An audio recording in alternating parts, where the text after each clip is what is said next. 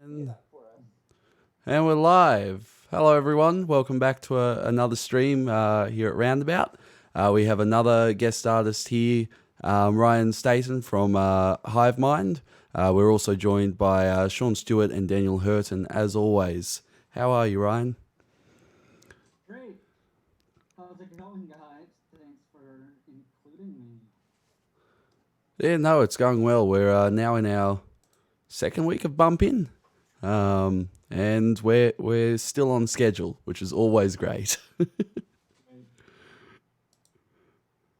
So, for those of you who may not know, Hive Mind Entertainment, Ryan and Jason, who may be along in the fullness of time, and some of their friends are responsible for what have become some of the biggest shows on television right now. The Expanse, which is um, sort of noir take on a series of books by Ty and Daniel, aka James S. Corey, has moved over to Amazon and is a huge sci-fi series.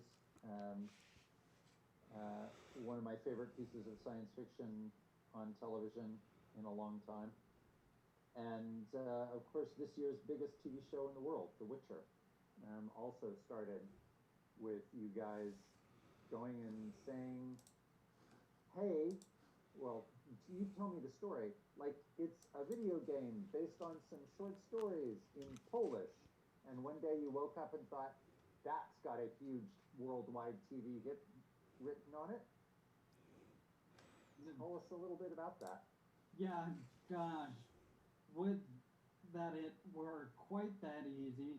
Jason's background goes way back in video games, so he's very well steeped, and he wrote for a video game magazine way back in high school. So the challenge has always been these properties that are better known as video games. The adaptations have never really been up to snuff. So Jason has really championed that these are rich worlds that are worthy of television and movies, and that the reputation that they've gotten over the last few decades really was undeserved, and the potential was so much greater.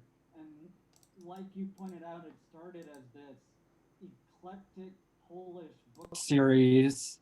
The author Andrzej Sapkowski wrote two books of short stories that took off, and he snowballed that into a 5-book serialized novel, and there have been corollary stories he's published with that too.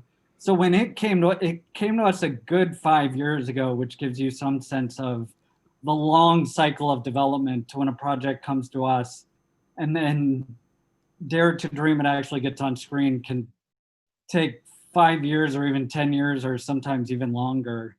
And at that point, the third Witcher game was just coming out. So people knew what it was, but it wasn't quite the international phenomenon that it's become, especially off of that third game. And so the Polish company who controls the books and the rights came to us. They had been working on it as a feature, and knew that we had some video game background, so that kind of sparked the conversation. And then, yeah, you look at the books, even off of knowing the video games, and it's just an incredible world that Sapkowski created, and his tone is so striking. Right on cue, welcome my colleague Jason Brown here. Jason, thanks for joining. You're welcome. Oh, my guide in my current life crisis. Yes. So we were just started talking about The Witcher, and Ryan had said that you have always been a champion for video games as rich worlds that have been poorly served in their translation to film. What, if I can follow that for a second, why are movies made from video games not good?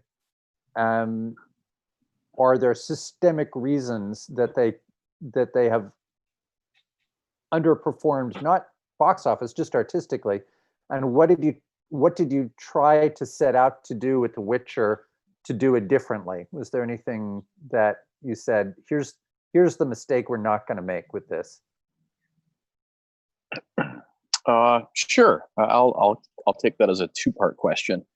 The first one, generally on games and why that's been difficult. I think it's as much a cultural disconnect between I think what the powers that be in Hollywood think video game fans want to see in an adaptation, and also a disconnect in terms of the filmmakers and people who are actually doing it, and possibly as much an age gap, because they didn't grow up with games necessarily, might not think of games as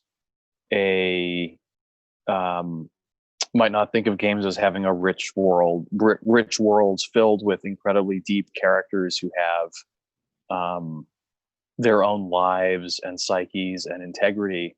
I think it's the way people treated comic books up until a certain point, which you could argue was maybe Spider-Man or X-Men 2, or, I mean, you can argue, and actually for everybody that was a comic book fan, it'd probably be a different answer. When did when did that hook you? And I think it's as much with games in terms of adaptation as in that people not taking games seriously as an underlying art form. Not in the way Hollywood will look at books as sacrosanct sometimes. Right. Sometimes not, but with games, certainly there's been a long history, I think, of just misunderstanding, and also in both directions, which is to say that I think a lot of the game world, having watched Hollywood really make a lot of mistakes with game adaptations, have a lot of skepticism about that process and the people doing it, again, with good reason. I started as a fan, as a teenager, working at GameSpot and computer gaming world, writing about how these idiots in Hollywood constantly mess everything up. Right. And having gotten here, I've learned a little bit about why that happens, and how difficult it is for any project to turn out well. Right. So I think, in part, it's that's a bigger factor than I understood, which is it's really, really hard to make a collaborative art form, which I think you've experienced and is probably going to be felt by everybody listening here, because anytime you get a lot of people together, it's really hard for people to align. When I was just starting out in the business, and we've had this conversation, that I was taken under the wing a bit of a science fiction writer named William Gibson. And he came back once, I was quite young, and he came back from Hollywood after the experience of being asked to LA to work on, I think it was Aliens 3. And he came back and was talking about it. He sort of said musingly, I used to wonder why so many Hollywood movies, it seemed impossible that they should be so bad. But having seen it up close, I think the actual miracle is that anything ever gets made at all. So it may be that it's not that game movies are bad. Maybe it's that movies are hard.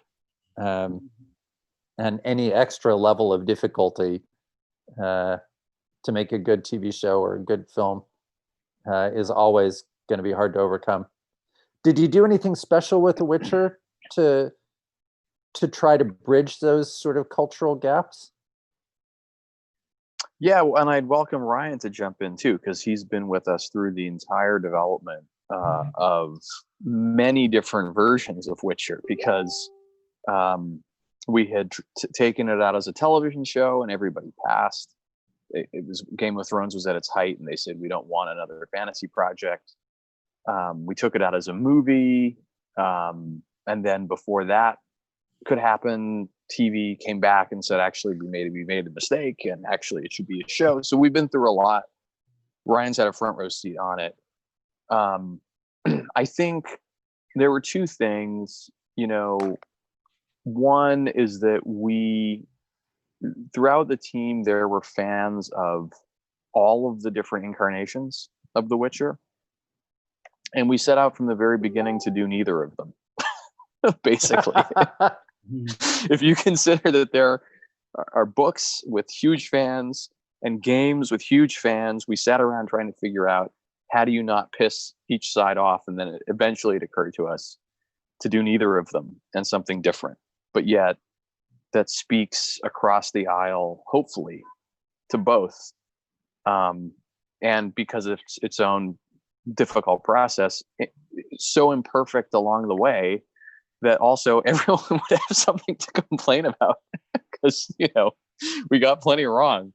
But under that, and we had a partner from the very, very beginning named Tomek Baginski, who is a Polish filmmaker, Oscar nominated, won a BAFTA. He's kind of Poland's leading filmmaker. And The Witcher is a Polish franchise. It's like their national treasure. They gave it to Obama when he visited. And so Tomek understood and had communicated with the author for years. He understood the deepest themes. And so even if we were not doing exactly either, we were trying to be true to the core principles and values of what The Witcher stands for, beyond a plot and even specific character level. And we had conversations about that from day one. Ryan, are there any favorite stories for you or ideas that come to mind from that era? Yeah, I think for me, a big thing is also just tonally. When I think about the Witcher series as a fan, and you think about what actually makes something stick out. Jason had mentioned that we started developing this when Game of Thrones was at its peak. And you think about, you should be so lucky to just be able to make something you love exactly as you see it and exactly as you want to make it, but you do need to be mindful of the audience. If it's a studio exec you're pitching, and of course they're just going to be thinking about the ticket purchasing, the viewing audience. And so one thing, there were points in the process where we actually had to ask ourselves, does the world want more Game of Thrones? Is that something that people will expect us to lean into? Whereas one thing that makes those books so special is tonally, and the substance is actually very different. There's a little more tongue-in-cheek. It's a little lighter. The Geralt Witcher character is very self-aware of his place in the world.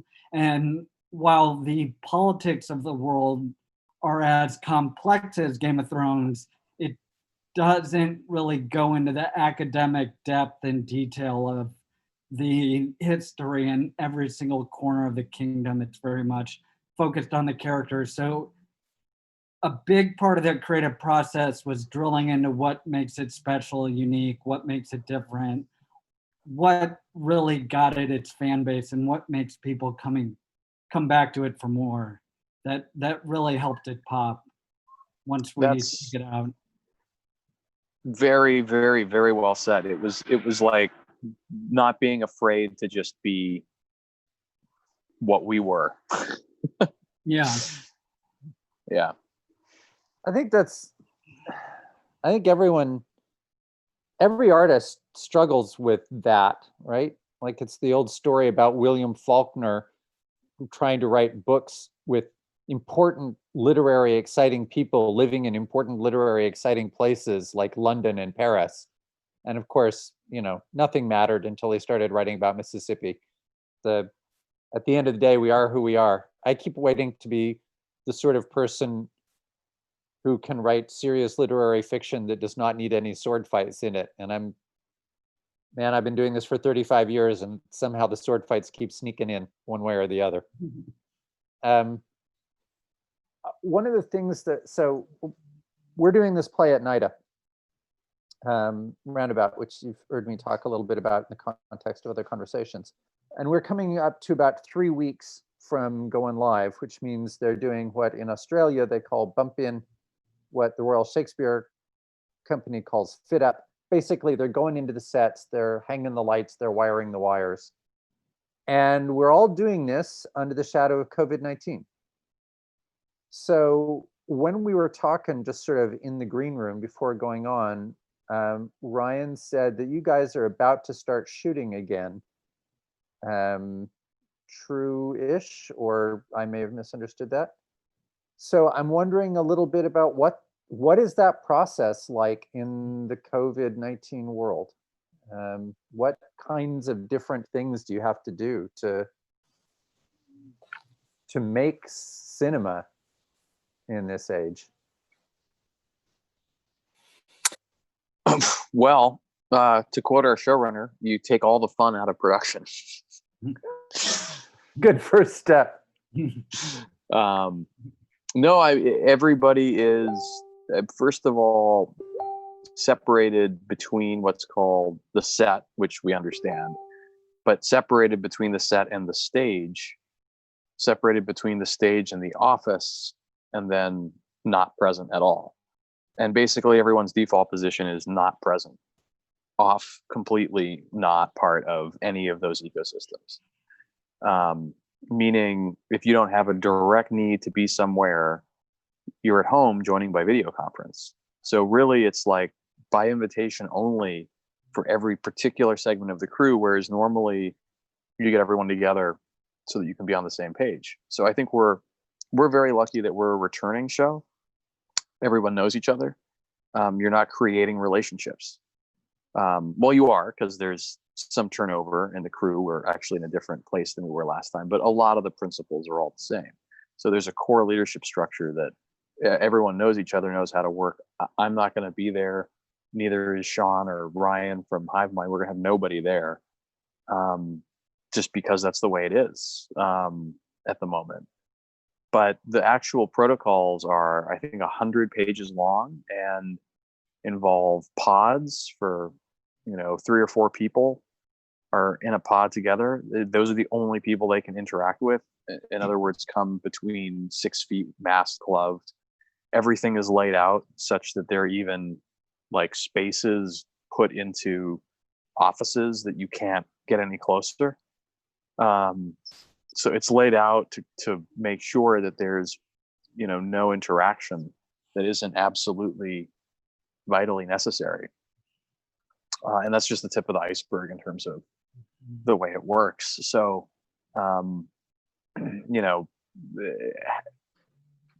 it's, kind of nuts. Things are, there's UV disinfecting process, hourly cleaning. It's frankly, it's one of those things that's also just incredibly costly. I was about to wonder, how much is this multiplying the cost and time? Like, you can't possibly go as fast. And my limited experience, big budget film or TV, is that it's already going pretty damn slow in terms of pages a day. And I would think that this would slow it to a crawl.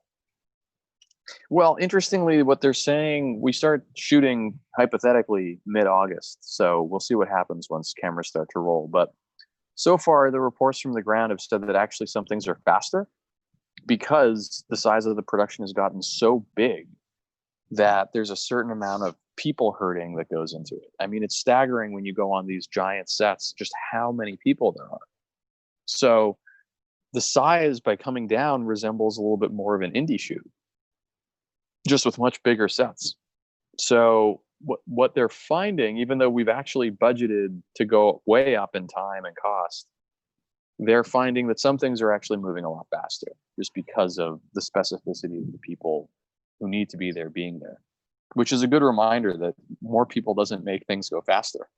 It actually sometimes makes things go slower. I spent an afternoon once with Michael Hisrick, who is the sort of boots on the ground producer for The West Wing. Well, you know, he's Lauren's husband, our showrunner's I had no idea. husband. I had no idea. Lauren Schmidt-Histrich. That's her husband. So she's very informed about physical production. They met on The Wow. West Wing, by the way. She was the intern. Okay, that's hilarious. And you probably have heard the same story from Michael Histrick then that I'm just about to tell. No, I But- don't know. Go ahead. He was talking to me and he talked about the West Wing, which were 120 people to shoot a TV show. And right after he got done, the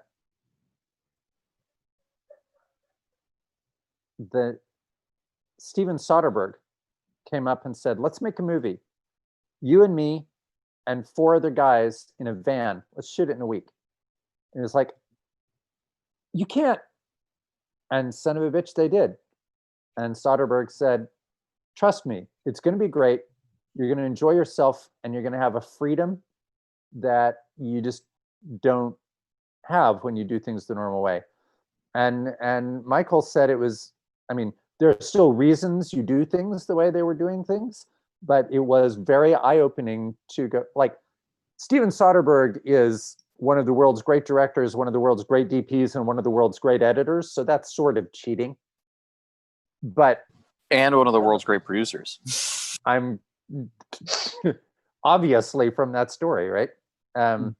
So obviously that's a little cheating, but still the experience of running around in a van with 5 to 8 guys and shooting a movie fast, he said, really reminded him that there's a totally different way you can make things with a much lighter footprint. Yeah. Good thing you could check out too. The NBC show 30 Rock did an hour special last week, and I kind of expected it to be mostly Zoom like Parks and Rec and a couple other shows have done. But 30 Rock was an interesting window into what you can pull off today in the United States. There was certainly a Zoom aspect to it, but they also did a little bit on sidewalks and clearly had maybe a very small crew show up at Tina Fey's house to do something. You get a sense of that, of what you can do safely that, you know, kind of mirrors generally you're always working with a budget and time. There are always constraints to be worked with, and this is a much more extreme version of that, but you're always kind of working within your box and doing the most you can with whatever resources you've got. So, side question, a lot of the people watching today, like the guys, Daniel and Thomas, in the next year are going to graduate from a very highly respected theater and film academy.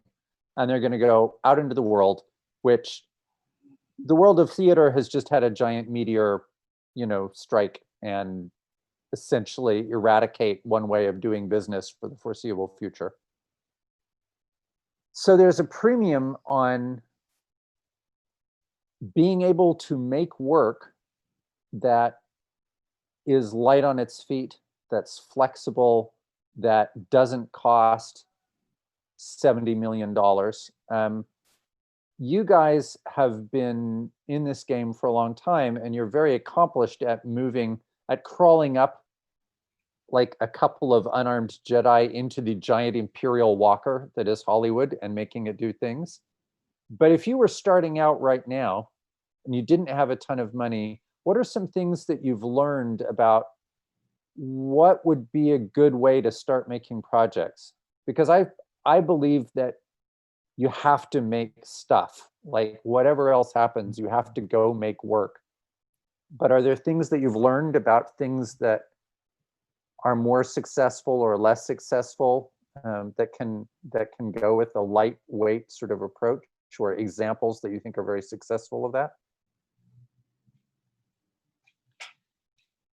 Yes, gosh, we've got a great intern program here, so I tend to have this conversation at the end of it every single semester, and the conversations this year have been understandably tougher. So the first thing that I want to stress is, as daunting as it all sounds, for the kids who graduated a year ago, it was daunting for 1,000 different other reasons. So there's always the mountains that you have to climb. And the good thing is always there's 1,000 different paths to success that you can take. And then the bad thing is also that there's 1,000 different paths to success you can take and which paths to choose. So that can be the very difficult point. I'm sure I'm stating the obvious, so I won't dwell on it. It's incredible that we live in such a do-it-yourself age. Like, we're on Twitch right now. You can literally shoot a movie with your phone. My background is also writing, so when I first tried to get my start, the challenge is feeling like you're engaged in that hustle that's actually going to get you work, versus being engaged in the creative side, what is presumably what you actually want to do, where your passions lie, and that it really takes patience and a lot of work for those two things to intersect. So what I would stress is, whatever you find creatively fulfilling and whatever you find that really expresses your voice is what you should really throw yourself into.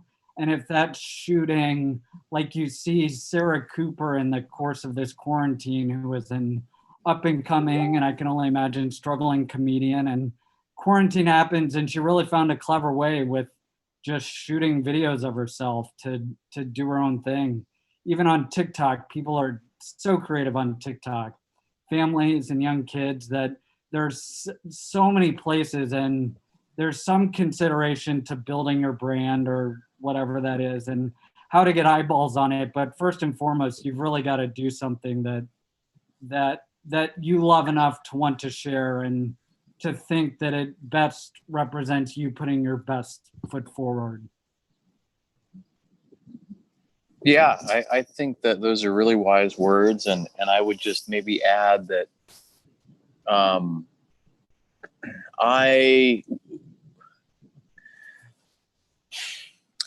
the way I've been thinking about the pandemic in terms of how it shifts what even we're thinking about doing in terms of size and scale, comes a little bit to the kinds of things that we might want to be consuming in the near future. And there's the very real question of putting food on your plate, which I think is just to think about coming into the world today and having to make ends meet during the pandemic.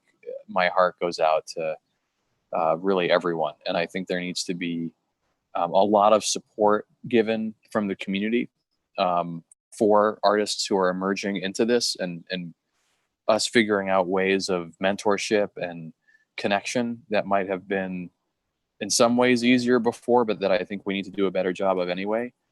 But I do think in terms of what material we're going to want to watch and consume, and the stories, to what Ryan was saying, comedy, I think, has never been in more demand. It's a therapeutic part of our society, and also a truth telling. So in terms of what can be produced cheaply, comedy can. And I think, as Ryan was saying with 30 Rock and with Sarah Cooper, and not to say that everyone's a comedian, but comedy that's a real place to look right now, if that's in your arsenal. And I think if it's not, this is a good time to be writing. The foundation of everything that we do isn't really performing it and making it; it's writing it.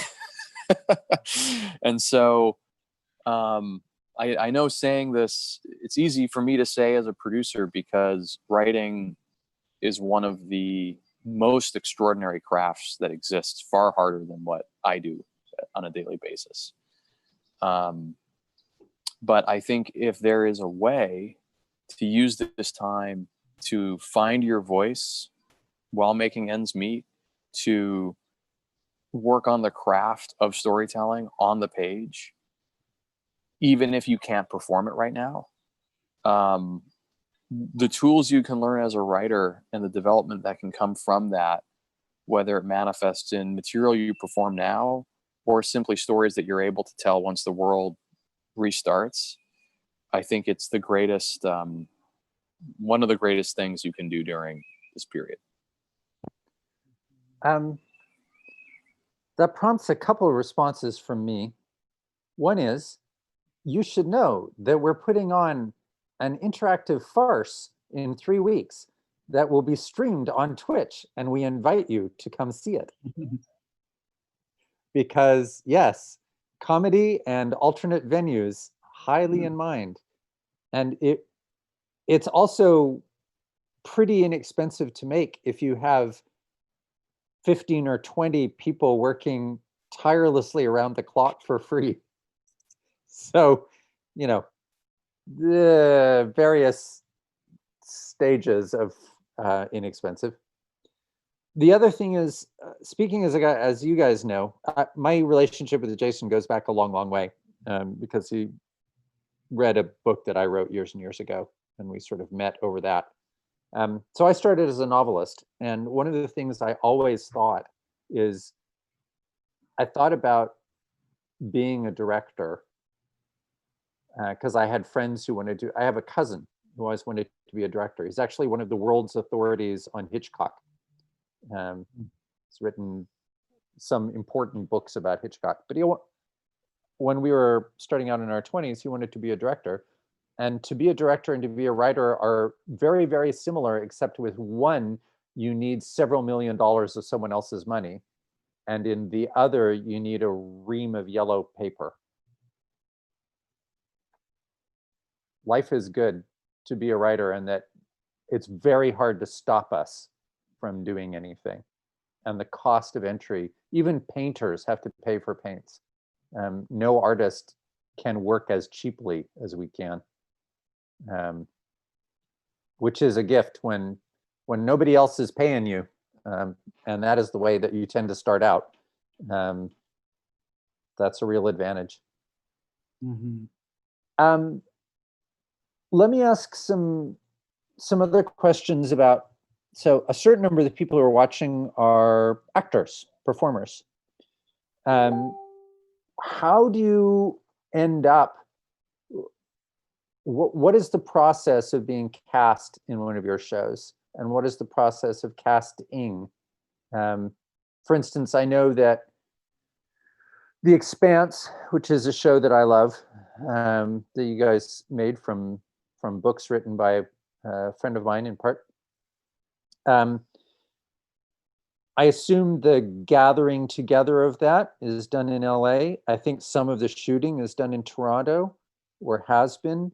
Do you cast here? Do you cast there? Do you do a bit of both? Do people just try to hook on to an agency and submit? Like, what are the good pieces of advice you would give to people who are starting out looking for jobs in TV or film? Yeah, sure. Yeah, you're right. So it is written in LA. That's where the writer's room is. It is shot in Toronto, which is also where we do post. And from day one on the show, we've actually cast a mix of seasoned professionals and basically discoveries. Dominique Tipper, who plays Naomi, had only a couple of very, very small roles, just even with a few lines before we cast her as a lead on the show, which was a really big choice. But partly it's because the show's, very diverse. And, we've been mindful of, even then, that, people of color don't always have the same opportunities to get roles that other people would. So they may not have lots of experience.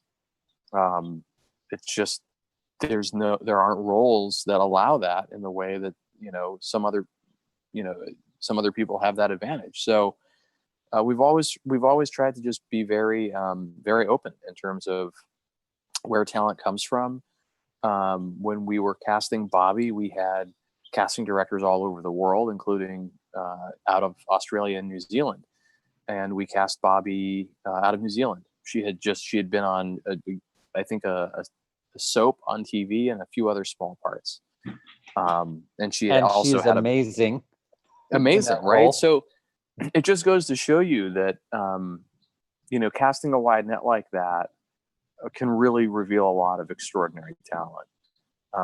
And, the good news is, as much as shows are now, there's a lot being written in LA. There's shows are being produced all over the world, and movies. And Australia is a huge hub for production. Same with New Zealand. London, where we shoot Witcher now. We shot last season in Europe. All over Europe is huge in production.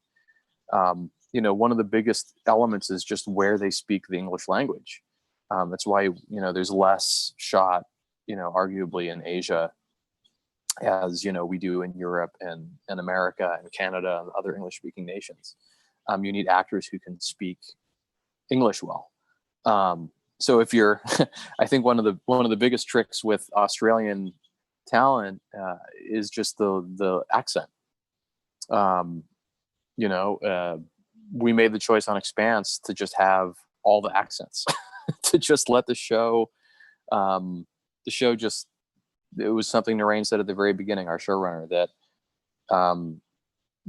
giving everyone their own accent in the case of our multi-ethnic future would add to the tapestry of the show. And I think, that proved true. I mean, Dominique's accent from London is there, but only adds to being a belter. And Right. Since we know Mars was colonized by a bunch of Texans and, people from all over the world, why couldn't, a Kiwi accent fit in? And it does. So our material works very well for that. But that aside, I do think that's a really important piece to consider and to work on. It's a big overcome for a lot of actors, is that putting thought into the accent draws away from the performance. So for us, it wasn't a problem. But as an actor, to have that tool in your toolbox, to be so fluent in different accents that it doesn't draw your attention, is an extraordinary ability. Because when you're then auditioning and you're doing self-tapes, which is the other part of how to answer your question, how do we cast? Well, we actually do it mostly by self-tape. I mean, we do call people in if they're local to Toronto, especially if they're lower on the call sheet, smaller roles. We do a lot of local casting in Toronto. But still, we look at tapes from all over. And so great tapes that people can make even in their living room, will rise because you're looking for that authenticity in the performance. And so when the process works well, and I think it frequently does, thanks to just the incredible casting teams that, have, there's usually a casting director and an assistant, an associate, they're pouring through hundreds and hundreds of tapes for every role. And so that's how people that might not have been discovered get found. And I think television is a real entry point for that, just because there's so much more being shot. Right. So sorry that I might have rambled, but No, it was great. It was welcome you guys to fascinating jump in. It was fascinating and very on point.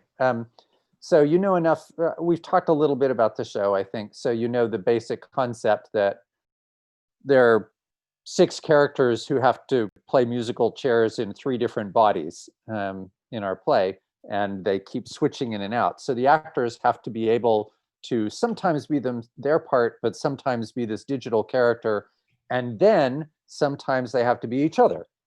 So we've got one dude who's 6'4" and 2 women, and they don't stay in those bodies. And just to complicate matters, the dude has an American accent and the 2 women are Australians. So now he has to not only play them, but play that accent, and they have to not only play him, but figure out that American accent. Daniel, who you see up there, cut a fun little teaser out of one of our early rehearsals, which, by the way, you should see sometime. And it's a funny bit of business, and it happens to show one of the women turning around, being the guy and doing the American accent. And the one thing I made him change is I said, go back and put more of her talking Australian so people understand how amazing that is, what she just did right there.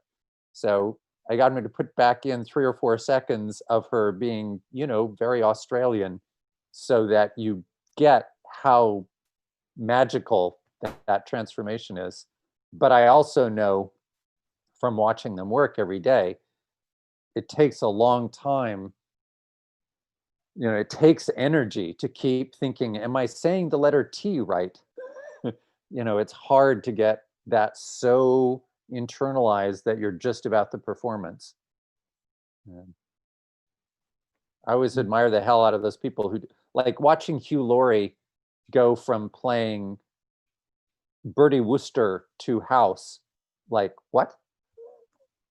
Because people who didn't see him in anything before House have no idea that he's British, right? It's spooky and uncanny. Yeah, the key is really being mindful of your actor and whether they can do that, right? Yeah. And making sure that they don't end up in a position of being called upon to execute something that they can't authentically. Right, exactly. Yeah. And there's a top level to that for sure. I think my power is about to go out, so I maybe have time for one more question. Okay, we'll do a quick I think Ryan, you may have more time. Sure. Yeah, great. Project you are most excited about that HiveMind is working on that maybe we don't know about. So, assuming we've talked Witcher and we've talked a little Expanse, and by the way, Amos, oh my God, best casting job ever. What is something else that you're really looking forward to? Oh my God, that's like asking me to pick my favorite kid, Okay, it doesn't have to be your favorite. Yeah, funny. Just whatever pops to mind that you're excited about. Well, one of my favorite authors wrote a book called Mockingbird that we're very lucky to be adapting and in the middle of, our development process and trying to figure out how to bring it to life. And I think a story, about,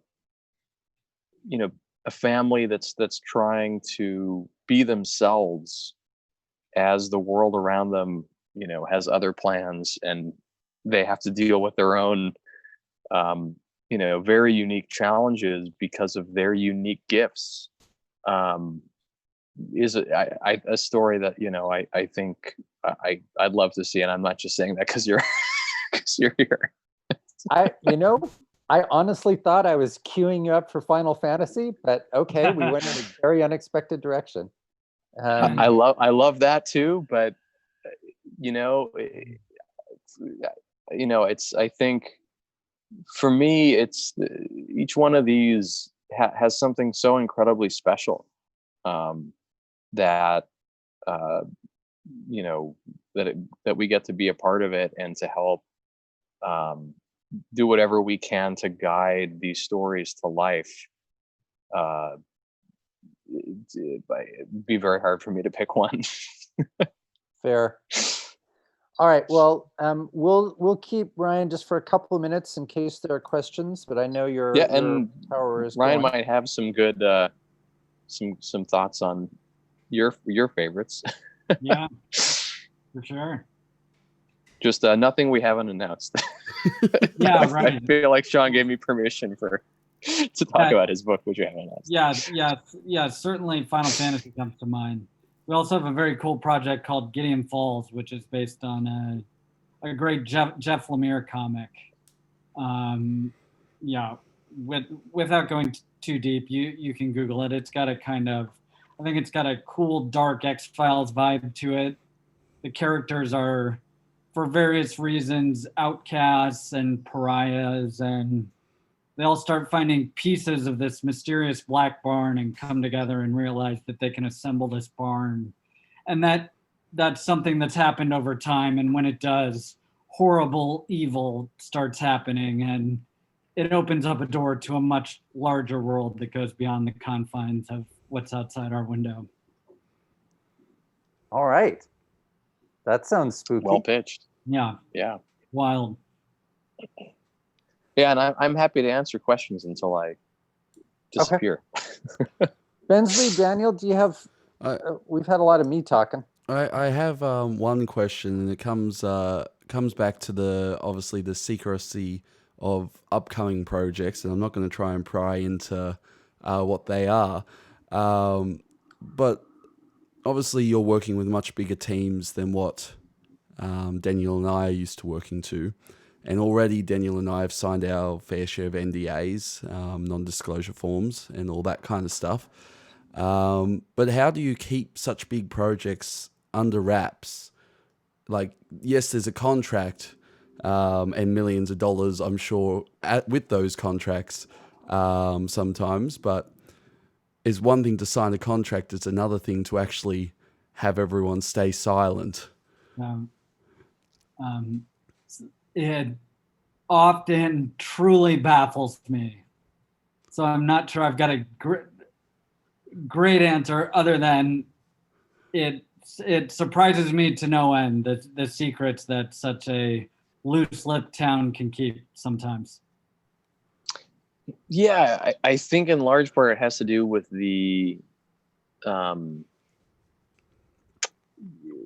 if the project is at a really major player, like a Netflix or an Amazon or Paramount or whoever, if you're leaking information and it gets back to you, you can be fired for that. So, and it's a delicate game because as I think you're saying, there's people want to know, but sometimes it just means. I think we lost Jason. Jason has been silenced. Yeah. He was about to tell secrets that were not supposed to be told. They could sense it. They could sense it. Yeah, right. I do think that modern technology helps that out too, because there really is a trail to almost anything. A funny but true way of thinking is if someone, say for example, we're thinking about working with a certain writer, actor, director, one thing you'll often do is call somebody who's worked with them or email them. And if you send them an email, if their response to the email is, let me call you, then you know that they're probably not going to say the nicest things and they don't want to put it in print. Whereas if they just respond to your email, hey, yeah, it's great.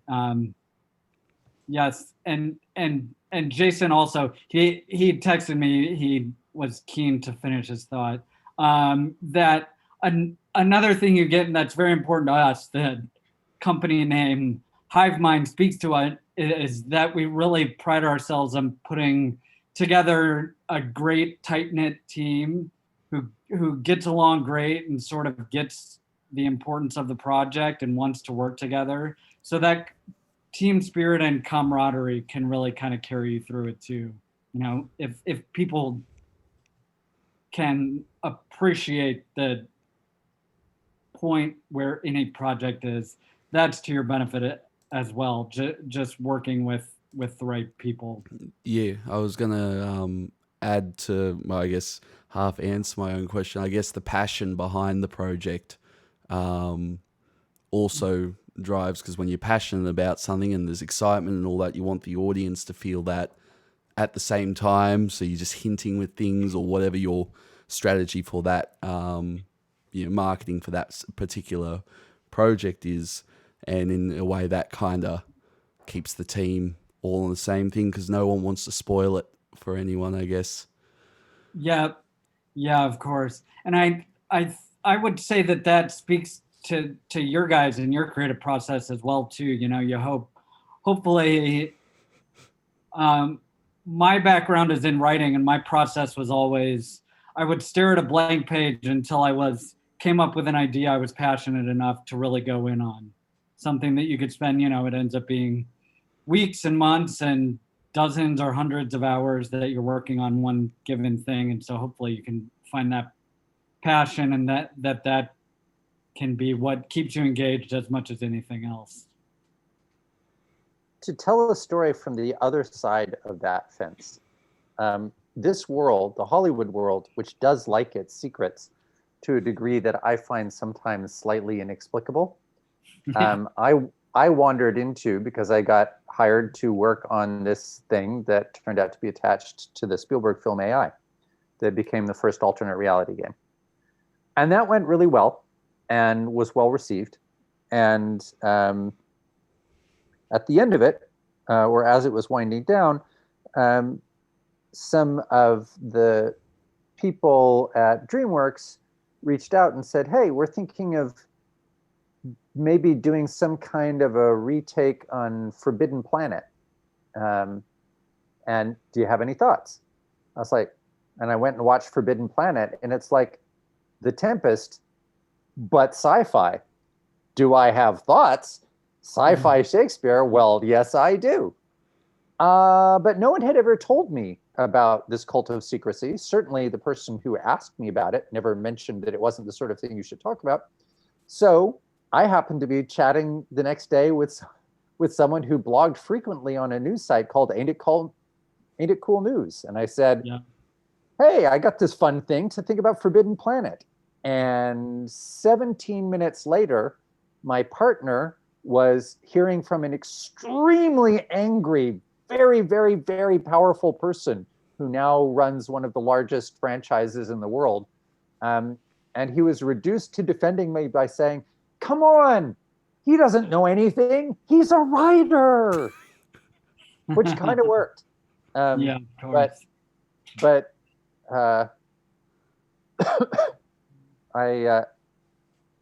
what had happened that was slightly useful the same week is a writer had objected to his book being chosen for Oprah's book club because they put a little sticker on it that says Oprah's book club. You have to understand this was in an era where the Oprah's book club choice would sell an extra, 700,000 copies of your book.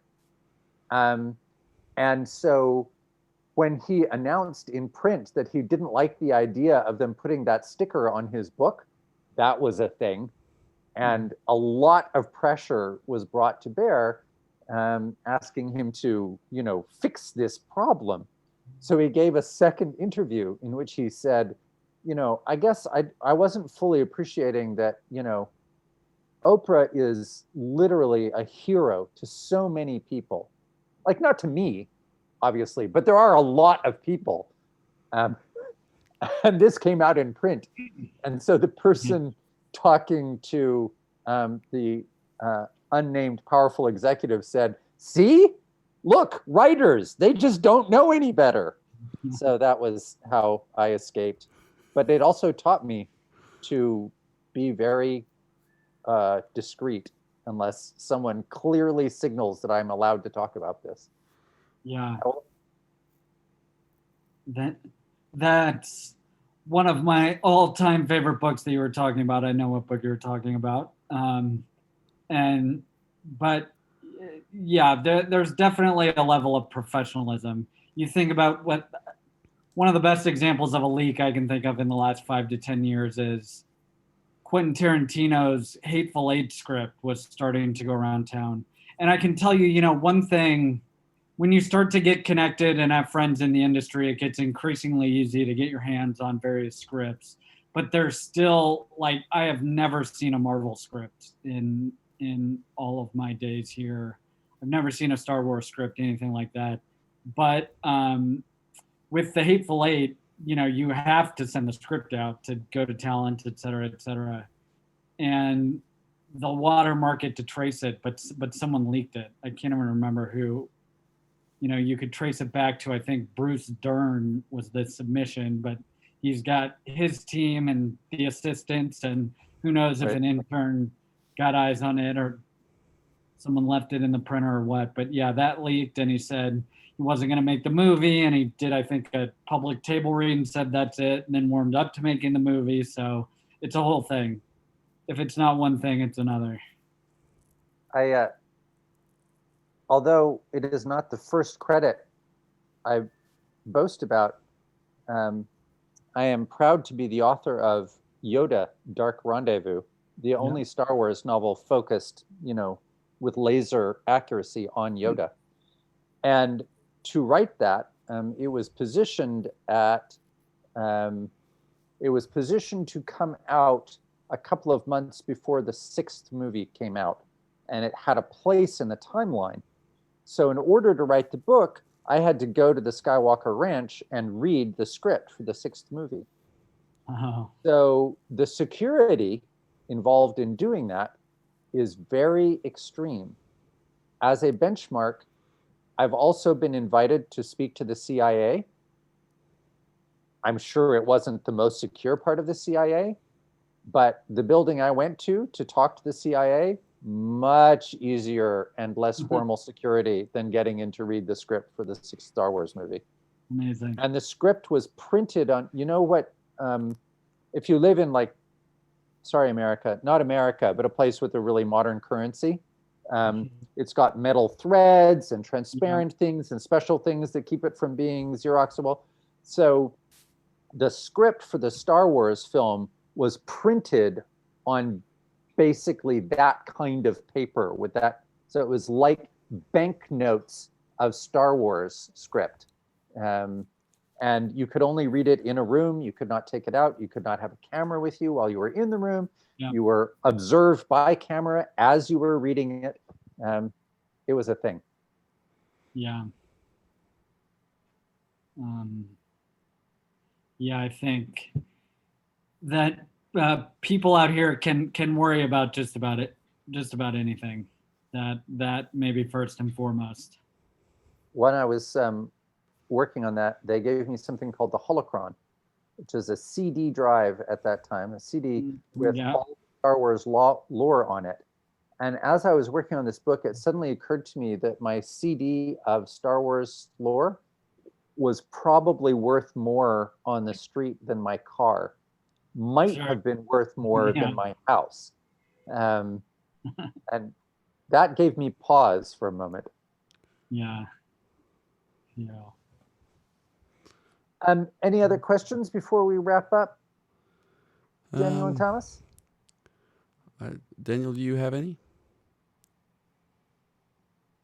I just wanted to, I guess, ask the both of you in general, kind of about getting projects off the ground and, you know, the projects that I guess the public doesn't necessarily see. I think one thing that's become quite interesting to me, Sean, having these industry talks every week is how many projects happen behind the scenes, and you know, things get trialed and things are in like pre-production and writing phases and that kind of stuff. It's just curious as to kind of, do projects fall through? Are there creative developments that have a workshop and stop? You know, scripts get leaked and there's a table read and that's it, that kind of thing.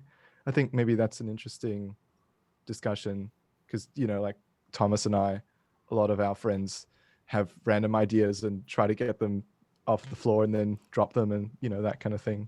It's curious what that might look like on a more higher level. Yeah. You go first, Ryan. Sure. I would say it bears close comparison to the job hunt search, especially as you're getting started, to the fact just that there are 1,000 different ways you can get something made and a million different ways that a project can fall apart. So yeah, to your point, it can fall apart quickly. You can get it down to the 1 yard line and it can fall apart then. You know, of course, at some point you got to have a money conversation. And Sean mentioned that we're developing a live action TV series based on Final Fantasy, which, if you know, that world is as big as it gets. Like there's no conversation to be had about scaling that down. So if we're fortunate enough to get to those conversations, someone's gonna have to pay for it. But then on the flip side of it, to give you a very sort of quick glimpse at our process and our creative process, we get submitted tons of projects every single day. I mean, we have to pass on projects that we think are great and love. So for us, the thinking, and I would encourage you to maybe approach what you're working on with similar thinking. I find it's easiest to start at the broadest top level. Like if you can distill something down to half a sentence or even the tagline that would be on the movie poster, what is that? And is it clear at that level what makes it special? So for us, that can be, if something is genre, we obviously work in genre a lot. Like, what's different? What do you feel like you've never seen before? Is it moving genre forward? Is it subverting everything you've seen in genre? Because it's so easy to fall back on tropes in really any genre. So start there, and then go a little bigger. If you know what a log line is, I encourage, a lot of our interns are aspiring writers. And I really do think it's true that for a great, just use movies as an example, you've only got 100 pages to tell your story. And if you can't distill it down into something poppy that clearly states what it is and what makes it distinct in a sentence or two, you're probably overthinking it and probably making it more difficult. And then going down another level, a lot of the checkboxes for us are, does something resonate thematically? Why do you feel connected to the characters? Why, especially if it's TV, you're asking someone to invest an hour a week or binging 10 to 20 hours of their time to spend all the time with these characters, and why are they going to care enough to do so? So some mix of all of that, where it all nets out at, if you think of a company like us who is literally going through 10 to 20 different submissions a week, and we're talking as a team, if we've only got 30 minutes, you can see where we're only talking about the log line or a little longer. If you lump your idea in with 10 to 20 other ideas, you can see how difficult it can be to make it stick out. And really kind of starting simple, start with that simple approach, and finding a way to make something special and different and quite possibly complex sound simple and digestible and easy to see why someone should care. That's a really interesting approach. And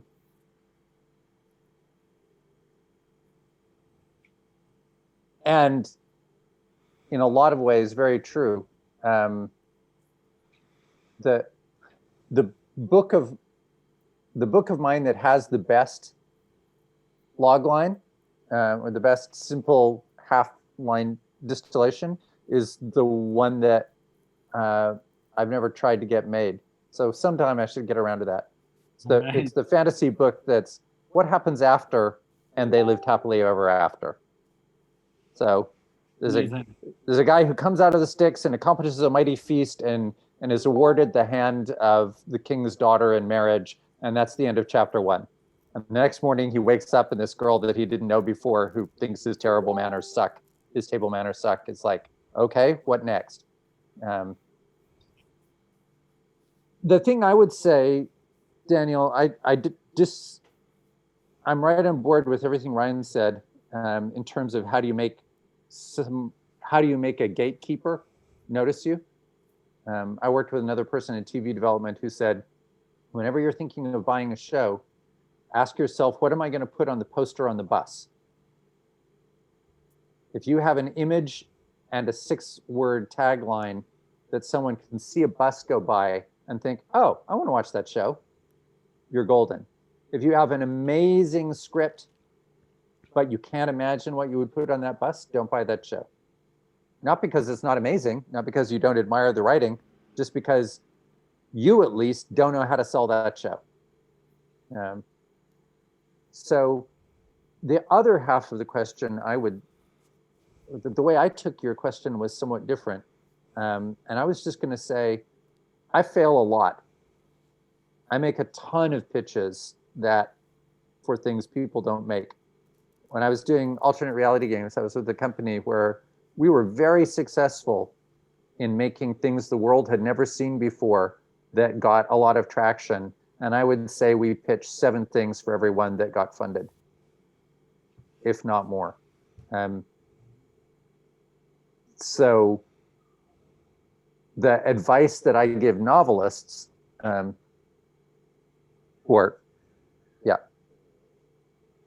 what it's worth, a place that I have seen the careers of many a fledgling novelist founder is that they finish their first novel and they send it out and they just cannot bear to write the second one until the universe shows them some sign that this was not a terrible, stupid idea.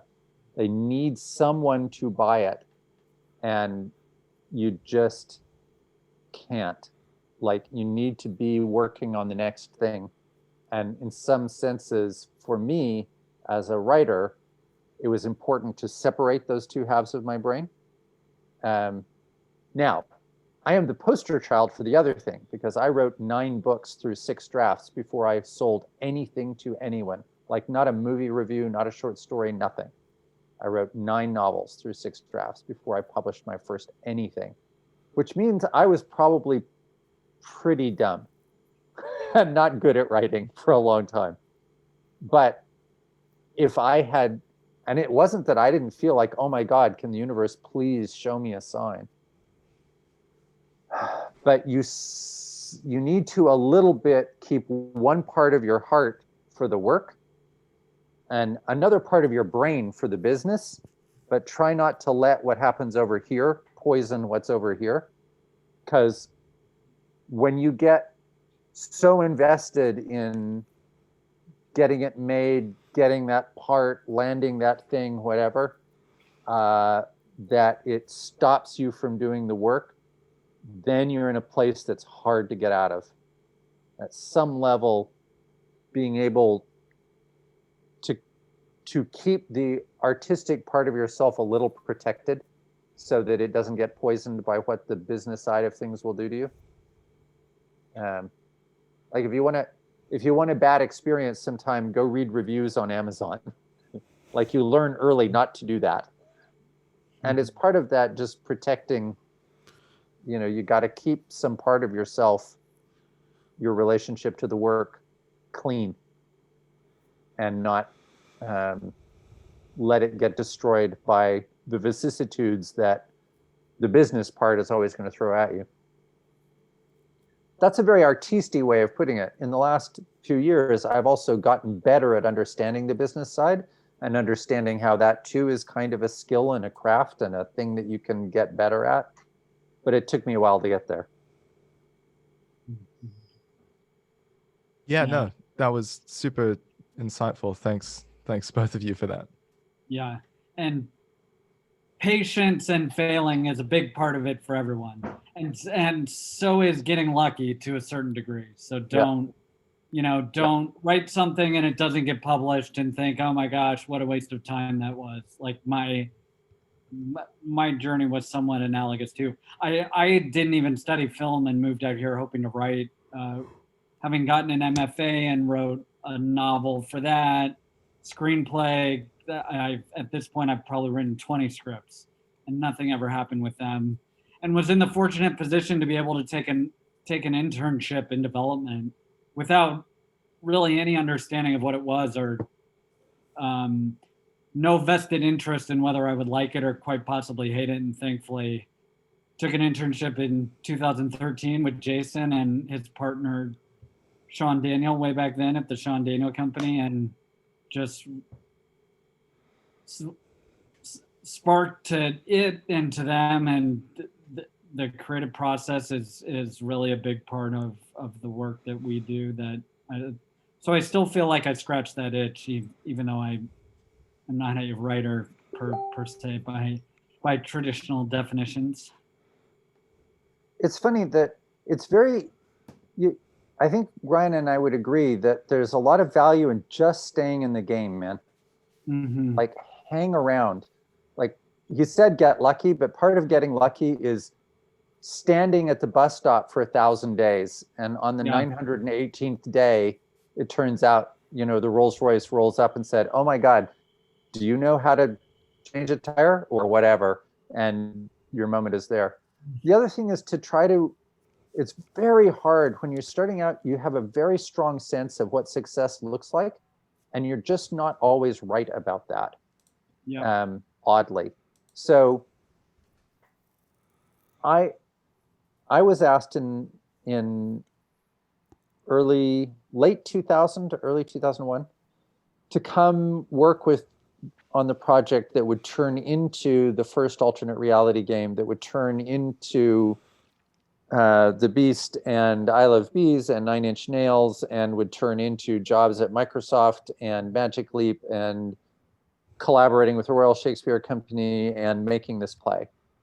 And if I could have made $25,000 a year writing novels, I would have said no. But I couldn't, didn't sell enough to say no when the guy called me up. So I said yes. And what I've learned from that is now I say yes a lot. So when NIDA called me up and said, we don't have a lot of money, but do you want to randomly direct a play? I have since learned, instead of saying, no, here are all the reasons I won't, I say yes a bunch. And also, I never stop remembering that if I could have said no to this whole career, I would have, and that would have been a mistake. I think I'm a pretty good novelist. I'm probably better at some of this other stuff, and I never would have known. Had I been, had I had the luxury. I often think about, to bring this full circle a bit, two of my favorite writers when I was in college were Shakespeare and Joyce. And Shakespeare, like the play he wrote after King Lear was either Cymbeline or Pericles, Prince of Tyr, can't remember. Whichever it was terrible, dreadful, a play no one would ever have heard of if it wasn't by the guy who wrote all those other plays. And this was fourth from last, right? This is a guy who'd already written Macbeth and Hamlet and Lear and As You Like It and Twelfth Night and Midsummer Night's Dream and Romeo and Juliet, all of them. And man, both, I mean, go read Cymbeline sometime. Oof, not great. But you know what? He had to have a play every 6 months. You had to put bums in seats and he had to make a living, and Richard Burbage was sitting there and he had to afford, a new pair of shoes. So he had to keep making work. Joyce took 17 years to write Finnegan's Wake, and, I'm a huge Joyce fan. That was probably a mistake. He would have been better off having to write a play every 6 months. So even things that look like failure, you didn't get the thing you thought you wanted, stay in the game, keep making work. You might find, Bensley, that you don't always get what you want, but sometimes you get what you need. Bensley plays in a blues and rock band. Great. I am full on board with that. I've always been taught you never know who's in the audience, and you never know where your next gig is, and you treat everyone like they're your next boss. Yep. Yeah, I completely agree with all that. But I think we may wrap it up here. I know, Yep. Ryan, you've probably got things to go off and do. I've got to get ready for a production meeting in 45 minutes. And I've got to bump in to get back to. But thank you very much, Ryan, for joining us. And pass on our thanks to Jason as well for coming on. Thanks to you guys as well. Thanks for having us. Super fun. Yeah, it's been great. Thank you everyone for joining in. Thank you, Sean and Daniel, for also popping by as always. And as everyone knows, we're going live August 4th, Australian Eastern Standard Time. I think our first show's 8 p.m. Australian time. And yeah, we hope to see you all there. So until next time, goodbye for now. All right. Thanks, See you guys. guys. See ya. Take care.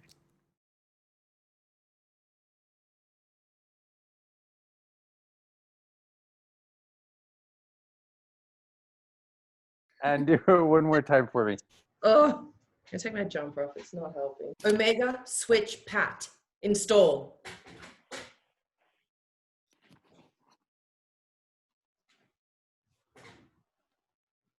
Whoa.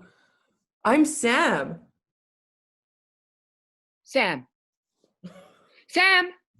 Whoa, dude, I'm in her yurt. No. No, no, no. I'm in her everything. Good. This is art right here. The thing is, it's Yeah, not no. It's not no. It's now. Anyway, there were these people there watching us.